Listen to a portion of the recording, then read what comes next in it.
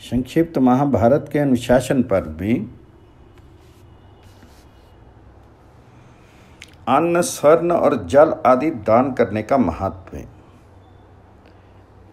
युधिष्ठिर ने पूछा, पिता में जिस राजा को दान करने की इच्छा हो वह इस लोक में गुणवान ब्राह्मणों को किन किन वस्तुओं का दान करे? किस वस्तु को देने से ब्राह्मण तुरंत प्रसन्न हो जाते हैं? कौन सा दान इस लोक और परलोक में भी फल देने वाला होता है? इस विषय का आप विस्तार से वर्णन कीजिए। तब भीष्म ने कहा, युधिष्ठिर, पूर्व काल की बात है। एक बार मैंने देवऋषि नारद जी से इस विषय में प्रश्न किया था। उन्होंने मेरे प्रश्न के उत्तर में जो कहा वही बातें तुम्हें बता रहा हूं, सुनो। नारद जी ने कहा, देवता और ऋषि अन्न की ही प्रशंसा करते हैं। अन्न से ही लोक यात्रा का निर्वाह होता है और उसी से बुद्धि को स्फूर्ति प्राप्त होती है। अन्न ही सबका आधार है। अन्न के समान ना कोई दान था ना होगा। इसलिए मनुष्य अधिकतर अन्न का ही दान करना चाहते हैं। अन्न शरीर के बल को बढ़ाने वाला है। अन्न के ही आधार पर प्राण टिके हुए हैं और संपूर्ण जगत को अन्न से ही धारण कर रखा है। संसार में गृहस्थ, वानप्रस्थ और सन्यासी भी अन्न से ही जीते हैं। अन्न से ही सबके प्राणों की रक्षा होती है। ये बात किसी से छिपी हुई नहीं है।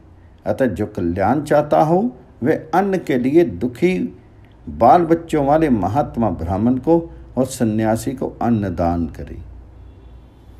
जो याचना करने वाले सुपात्र ब्राह्मणों को अन्न दान देता है वह परलोक में अपने लिए कच्चा खजाना संग्रह करता है।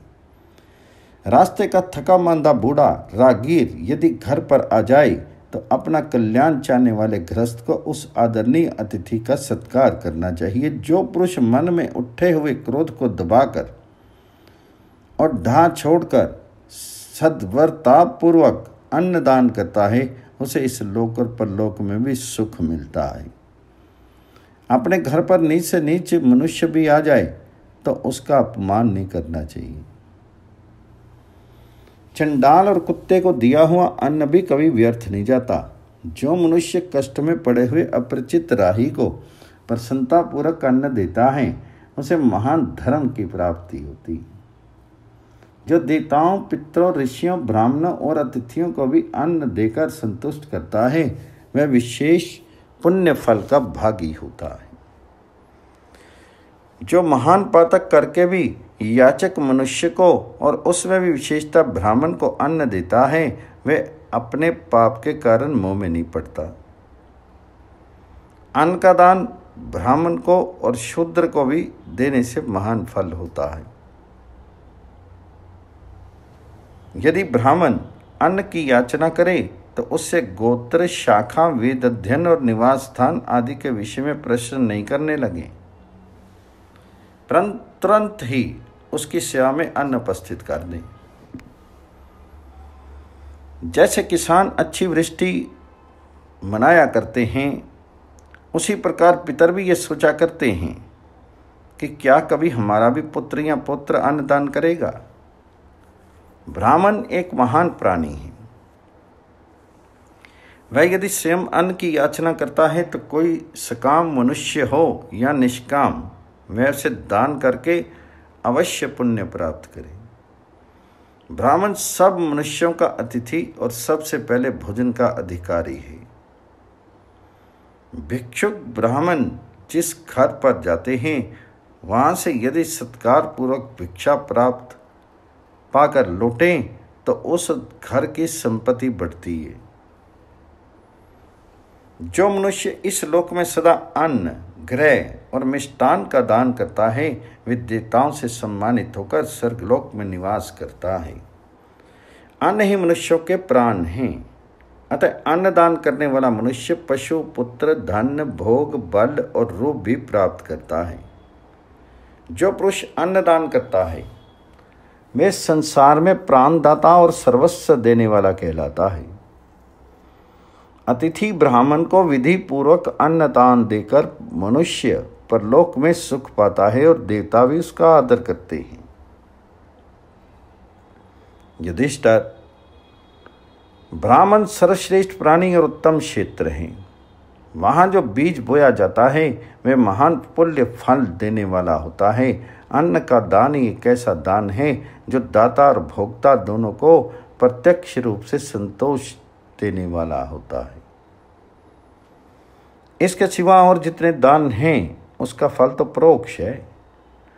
अन्न से ही संतान की उत्पत्ति होती है, अन्न से ही धर्म अर्थ और काम की सिद्धि होती है, अन्न ही रोगों के नाश का कारण है। पूर्व काल में प्रजापति ने अन्न को अमृत बतलाया है। अन्न का आहार न मिलने पर शरीर में रहने वाले पांचों तत्व नष्ट हो जाते हैं। यदि अन्न खाने को नहीं मिले तो बड़े बड़े बलवानों का बल भी क्षीण हो जाता है। अन्न के बिना आमंत्रण, विवाह और यज्ञ भी नहीं हो सकते। उसके बिना वेद का ज्ञान भी भूल जाता है। ये संपूर्ण चराचर जगत अन्न के ही आधार पर टिका हुआ है। अतः विद्वानों को चाहिए कि धर्म के लिए अन्न का दान अवश्य करें। अन्न देने वाले मनुष्य के बल, ओज, यश और कीर्ति का तीनों लोकों में विस्तार होता है। जो घर पर आए हुए याचक को अन्न देता है वह सब प्राणियों को प्राण और तेज का दान करता है। भीष्म जी कहते हैं, राजन, नारद जी ने जब इस प्रकार मुझे अन्न दान का महत्व बतलाया तब से मैं सदा अन्न दान किया करता था। तुम भी ईर्ष्या जलन त्याग करके सदा अन्न देते रहना। ब्रह्मा जी के पुत्र भगवान अत्रि का वचन है कि जो स्वर्ण का दान करते हैं वे मानो याचक की संपूर्ण कामनाएं पूर्ण कर देते हैं। राजा हरिश्चंद्र ने कहा है कि स्वर्ण परम पवित्र, आयु बढ़ाने वाला और पितरों को अक्षय गति प्राप्त कराता है। मानव जी कहते हैं, जल का दान सब दानों से बढ़कर है। जिसके खुदवाए हुए कुएं में अच्छी तरह पानी निकलकर सदा लोगों के काम आता है, उस मनुष्य का आधा पाप तो नष्ट हो जाता है। जिसके खुदवाए हुए जलाशय में सदा गौ, ब्राह्मण और साधु पुरुष पानी पीते हैं, उनके समस्त कुल का उद्धार हो जाता है। जिसके बनवाए हुए तालाब में गर्मी के दिनों में भी पानी मौजूद रहता है, वह कभी भयंकर विपत्ति में नहीं पड़ता। घी दान करने से भगवान बृहस्पति, पूषा, भग, अश्विनी कुमार और अग्निदेव प्रसन्न होते हैं। घृत सबसे उत्तम औषध और यज्ञ की सर्वश्रेष्ठ वस्तु है। वह रसों में उत्तम रस है और फलदायक वस्तुओं में सर्वश्रेष्ठ फल है। जिसे फल, यश और पुष्टि प्राप्त करने की इच्छा हो, वह पुरुष मन को वश में करके पवित्र भाव से प्रतिदिन ब्राह्मणों को घृत दान करे। जो अश्विनी के महीने में ब्राह्मणों को घृत दान करता है, उसे अश्विनी कुमार प्रसन्न होकर सुंदर रूप देते हैं। जो घी मिलाया हुआ और ब्राह्मणों को भोजन कराता है, उसके घर पर कभी राक्षसों का आक्रमण नहीं होता। जो पानी से भरा हुआ कमंडलू दान करता है, वह कभी प्यास से नहीं मरता। उसके पास सब प्रकार की आवश्यक सामग्री मौजूद रहती है और वह संकट में नहीं पड़ता। जो अत्यंत श्रद्धा से युक्त होकर ब्राह्मण के समक्ष विनय युक्त व्यवहार करता है, वह दान के छठे अंश का पुण्य प्राप्त करता है। जो सदाचार संपन्न ब्राह्मणों को भोजन बनाने और तापने के लिए लकड़ियां देता है, उसकी सभी कामनाएं और नाना प्रकार के कार्य सिद्ध होते हैं। तथा वह शत्रुओं के ऊपर रहकर अपने तेजस्वी शीर से दीप्यमान होता है। इतना ही नहीं, उसके ऊपर सदा अग्निदेव प्रसन्न रहते हैं। उनके पशुओं की हानि नहीं होती और वह संग्राम में विजयी होता है। जो पुरुष छाता दान करता है, उसे पुत्र और लक्ष्मी की प्राप्ति होती है। उसके नेत्र में कोई रोग नहीं होता और उसे सदा यज्ञ का भाग मिलता है। जो गर्मी और बरसात के महीने में छाता दान करता है, उसके मन में कभी संताप नहीं होता। कठिन से कठिन संकट से भी वह शीघ्र ही छुटकारा पा जाता है। शांडिल्य ऋषि का वचन है कि रथ या बैलगाड़ी का दान उपयुक्त सब दानों के बराबर है। युधिष्ठिर ने पूछा, पिता में गर्मी के दिनों में जिसके पैर जल रहे हों, ऐसे ब्राह्मण को जो जूता पहनाता है उसको क्या फल मिलता है? तब भीष्म जी ने कहा, युधिष्ठिर, जो एकाग्रचित्त होकर ब्राह्मणों के लिए जूते दान करता है, वे अपने सब कंटकों शत्रुओं को मसल डालता है और कठिन विपत्ति से भी पार हो जाता है। युधिष्ठिर ने पूछा, पिता में तिल, भूमि, गौ और अन्न का दान करने से जो फल मिलता है उसका फिर से वर्णन कीजिए। तब भीष्म जी ने कहा, कुंती नंदन, तिल दान का फल सुनो। ब्रह्मा जी ने जो तिल उत्पन्न किया है वह पितरों का सर्वश्रेष्ठ भोजन है। इसलिए तिल दान करने से पितरों को बड़ी प्रसन्नता होती है। जो माघ मास में ब्राह्मणों को तिल दान करता है उसे नरक नहीं देखना पड़ता। जो तिल से पितरों का पूजन करता है वह मानव संपूर्ण यज्ञ का अनुष्ठान कर लेता है। तिल पौष्टिक पदार्थ हैं। वह सुंदर रूप देने वाला और पाप नाशक है, इसलिए तिल का दान सब दानों से बढ़कर है। बुद्धिमान महर्षि आपस्तंभ, शंख, लिखित और गौतम ये तिलों का दान करके दिव्य लोक को प्राप्त हुए हैं। ये सभी ब्राह्मण स्त्री संघ से अलग रहकर तिलों का हवन किया करते थे। सब दानों में तिल का दान अक्षय कहलाता है। पूर्व काल में राज ऋषि कुशिक ने हविष्य समाप्त हो जाने पर तिलों से ही हवन करके तीनों अग्नियों को तृप्त किया था। इससे उन्हें उत्तम गति प्राप्त हुई। जो लोग गौओं को शीत और वर्षा से बचाने के लिए घर बनवाते हैं, उनकी 7 पीढ़ियों का उद्धार हो जाता है। जो बोने के लिए खेत दान करते हैं, उन्हें उत्तम लक्ष्मी की प्राप्ति होती है। रत्न घरवा पृथ्वी का दान करने से वंश की वृद्धि होती है। जो भूमि ऊसर, जली हुई और शमशान के निकट हो तथा जहाँ पापी पुरुष निवास करते हों, उसे ब्राह्मण को दान नहीं देना चाहिए। जो दूसरों को जमीन में श्राद्ध करता है, दूसरों की जमीन में श्राद्ध करता है अथवा दूसरों की भूमि दान में देता है, उसके श्राद्ध और दान का फल पितरों के द्वारा नष्ट कर दिया जाता है। इसलिए बुद्धिमान पुरुष को अधिक नहीं तो थोड़ी सी भूमि अवश्य खरीदकर दान करनी चाहिए। अपनी जमीन में दिया हुआ पिंड अक्षय होता है। वन, पर्वत, नदी और तीर्थों का कोई स्वामी नहीं होता। अतः वहां श्राद्ध करने के लिए भूमि खरीदने की आवश्यकता नहीं। युधिष्ठिर, इस प्रकार मैंने तुम्हें भूमि दान का फल बतलाया। इससे आगे गौदान का फल बतला रहा हूं। गौएं संपूर्ण तपस्वियों में बढ़कर हैं। इसलिए भगवान शंकर जी ने गौओं के साथ रहकर तप किया था।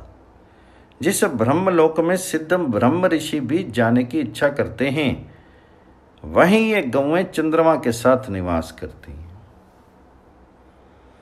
वे अपने दूध, दही, घी, गोबर, चमड़ा, हड्डी, सींग और बालों से भी जगत का उपकार करती रहती हैं। इन्हें सर्दी, गर्मी और वर्षा का कष्ट विचलित नहीं करता। ये गौएं सदा ही अपना काम किया करती हैं, इसलिए ये ब्राह्मणों के साथ ब्रह्मलोक में जाकर निवास करती। इसी से गौ और ब्राह्मण को विद्वान पुरुष एक बताते हैं। जो मनुष्य उत्तम ब्राह्मणों को गौदान करता है, वह संकट में पड़ा हो तो भी उस कठिन विपत्ति से मुक्त हो जाता है। देवराज इंद्र का वचन है कि गौओं का दुग्ध अमृत है, इसलिए जो दूध देने वाली गाय दान करता है मानो अमृत का ही दान करता है। वेदवेता पुरुष कहते हैं कि गोदुग्ध के भविष्य का यदि अग्नि में हवन किया जाए तो वह अविनाशी फल देने वाला होता है। अतः जो धेनु दान करता है वह भविष्य का ही दान करता है। बैल सर्प का मूर्तिमान स्वरूप है। जो गुणवान ब्राह्मण को बैल दान करता है उसका स्वर्गलोक में सम्मान होता है। गौएं प्राणियों को दूध पिलाकर पालने के कारण उनके प्राण कहलाती हैं, इसलिए जो दूध देने वाली गौ दान देता है वह मानो प्राण दान करता है। आप वेद के विद्वान कहते हैं गौएं समस्त प्राणियों को शरण देने वाली हैं, इसलिए जो धेनु दान करता है वह सबको शरण देने वाला है। जो मनुष्य वध के लिए गो मांग रहा हो उसको और नास्तिक कमाई तथा गौ से जीविका चलाने वाले को भी गौ नहीं देनी चाहिए। वैसे पापियों को गौ देने वाला पुरुष अक्षय नरक में पड़ता है। ऐसे महिषियों का वचन है जो दुबली हों, जिनका बछड़ा मर गया हो तथा जो ठांड रोगनी किसी अंग से हीन और बूढ़ी हो, ऐसी गौ ब्राह्मण को नहीं देनी चाहिए। इस प्रकार ये गौदान, तिलदान और भूमिदान का महत्व बताया गया। अपना अन्नदान की महिमा सुनो। अन्नदान सब दानों में प्रधान है। राजा रंती देव ने अन्न का दान करके ही स्वर्गलोक प्राप्त किया। जो राजा थके मांदे भूखे मनुष्य को अन्न दान करता है वह ब्रह्मा जी के परम धाम को प्राप्त होता है। अन्नदान करने वाले पुरुष जिस प्रकार कल्याण के भागी होते हैं वैसा कल्याण सोना, वस्त्र या किसी वस्तु का दान करने से नहीं प्राप्त होता। अन्न प्रथम द्रव्य है, वह उत्तम लक्ष्मी का स्वरूप माना गया है। अन्न से ही प्राण, तेज, वीर्य और बल की पुष्टि होती है। पराशर मुनि का वचन है कि जो मनुष्य सदा एकाग्रचित्त होकर अन्न का दान करता है उन पर कभी दुख नहीं पड़ता। मनुष्य को प्रतिदिन शास्त्रोक्त विधि से देवताओं की पूजा करके उन्हें अन्न निवेदन करना चाहिए। जो पुरुष जिस अन्न का भोजन करता है उसके देवता भी वही अन्न ग्रहण करते हैं। जो कार्तिक के शुक्ल पक्ष में अन्न का दान करता है वह सब प्रकार के संकटों से पार होकर मृत्यु के पश्चात अक्षय सुख का भोग करता है। जो पुरुष स्वयं भूखा रहकर एकाग्रचित्त से अतिथि को अन्न दान करता है वह ब्रह्मवेताओं के लोक में जाता है। अन्नदाता मनुष्य कठिन से कठिन आपत्ति में पड़ने पर भी उसके पार हो जाता है और पापों से मुक्त कर सारी बुराइयों को त्याग देता है। इस प्रकार मैंने अन्न, तिल, भूमि और गौओं के दान का महत्व बतलाया।